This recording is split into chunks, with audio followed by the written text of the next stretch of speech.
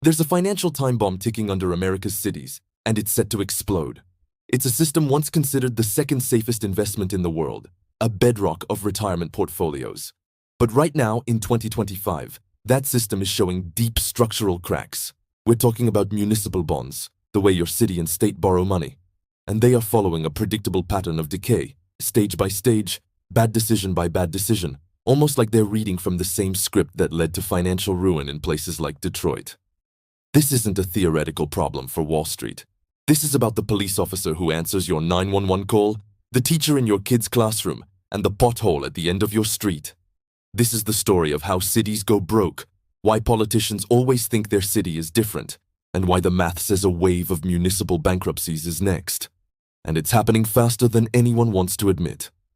For decades, cities and states across the country have been on a spending spree, making promises they couldn't afford. They built stadiums, expanded government payrolls, and guaranteed gold-plated pensions to public employees, all funded by borrowing.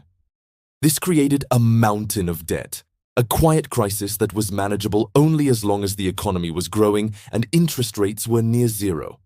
But that era is over. The bill is now coming due, and local governments are finding their pockets are empty.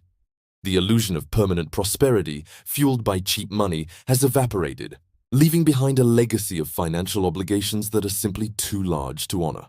The party is over, and the hangover is just beginning to set in. The Federal Reserve's war on inflation has become a declaration of war on city budgets.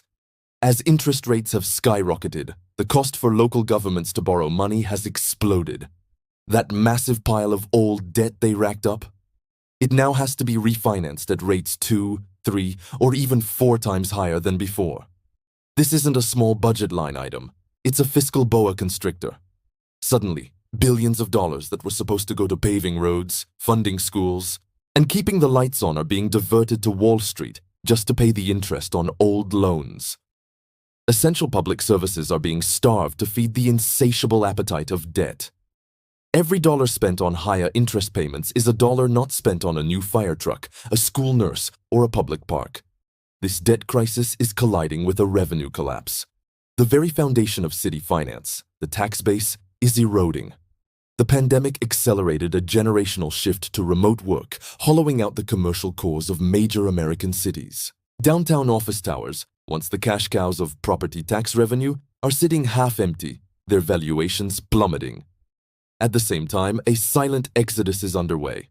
Middle-class families, the bedrock of local tax collection, are fleeing high-cost, high-tax cities for more affordable areas, taking their incomes and tax dollars with them. This leaves cities in a demographic death spiral.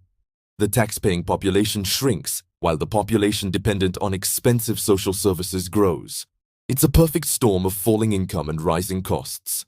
To plug these massive holes in their budgets, many municipalities are resorting to desperate short-term gimmicks. The most common trick is a classic financial shell game, issuing brand new debt just to make the payments on old debt. It is like taking out a new high-interest credit card to pay the minimum on your other maxed-out cards. This practice, known as scoop and toss, does nothing to solve the underlying problem. It just kicks the can down a slightly longer road, while making the final debt pile even larger and more unmanageable. These are not the actions of responsible fiscal stewards. These are the frantic moves of entities that know they are cornered, delaying an inevitable and painful day of reckoning by mortgaging an already bleak future. Everywhere you look, the signs of decay are pretty hard to miss. Just take a stroll around the city, and you'll see it in the crumbling infrastructure. It's like the city is crying out for help. With budgets being stretched thinner and thinner, more money is funneled to pay off Wall Street bondholders, leaving barely anything for the basics.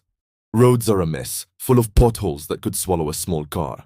Water mains are bursting left and right, and don't even get me started on those bridges that have been deemed structurally deficient. It's a brutal cycle, right? As the infrastructure falls apart, fewer people want to live or set up shop here.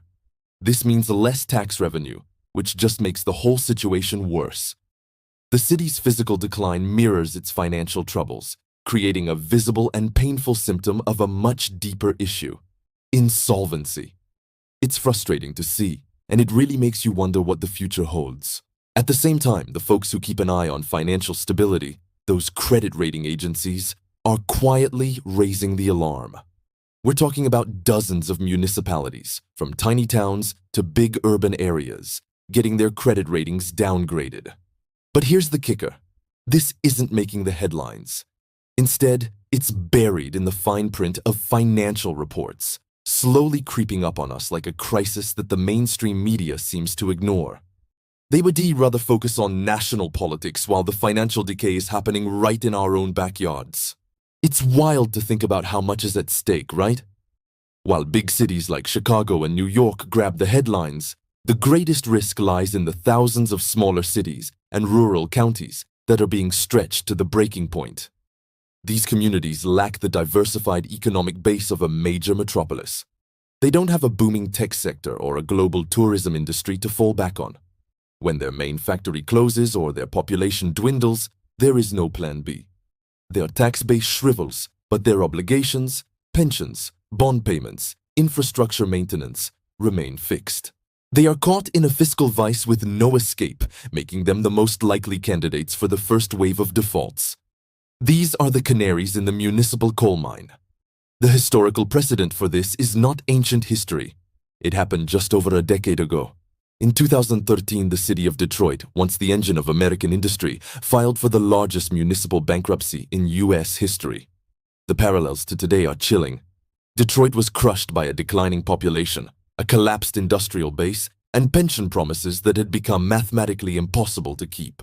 For years, politicians had ignored the warning signs, using accounting tricks and optimistic projections to claim everything was fine.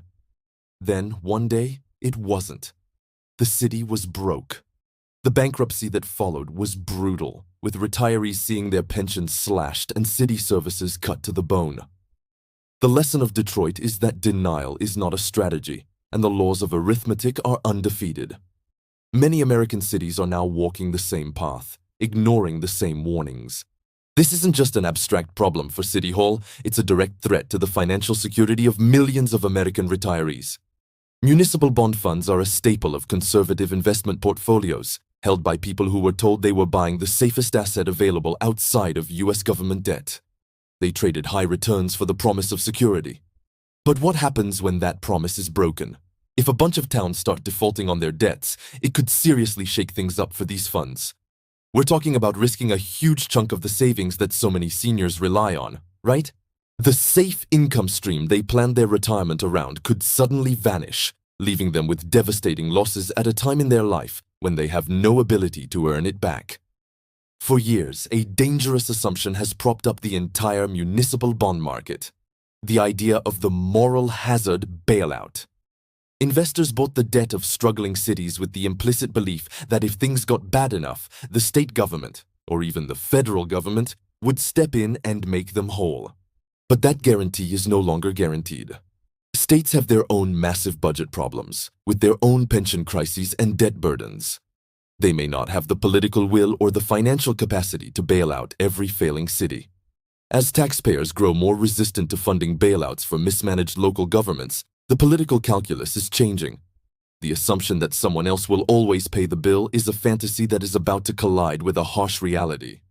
Everywhere you look, the signs of decay are pretty hard to miss. Just take a stroll around the city, and you'll see it in the crumbling infrastructure. It's like the city is crying out for help. With budgets being stretched thinner and thinner, more money is funneled to pay off Wall Street bondholders, leaving barely anything for the basics. Roads are a mess, full of potholes that could swallow a small car.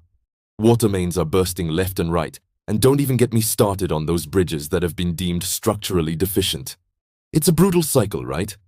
As the infrastructure falls apart, fewer people want to live or set up shop here.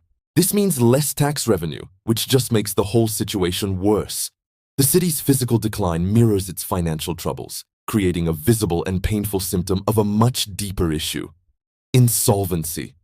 It's frustrating to see, and it really makes you wonder what the future holds.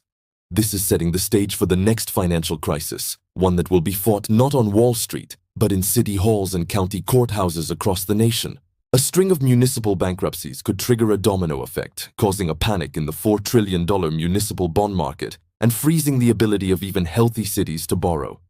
It would pit neighbor against neighbor, public employees against taxpayers, and local residents against distant bondholders. The social fabric that holds our communities together would be torn apart by impossible choices. And that leads to the ultimate question, the one that no one wants to answer. When the music stops and your city officially runs out of money, who gets paid first? Is it the retired firefighters and teachers who were promised a pension? Is it the Wall Street investment funds that hold the city's bonds? Or is it the people who actually live there, who still need their trash collected and their streets kept safe? We are not approaching this crisis.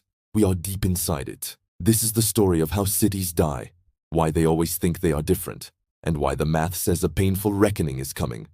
And it's happening faster than anyone is willing to admit.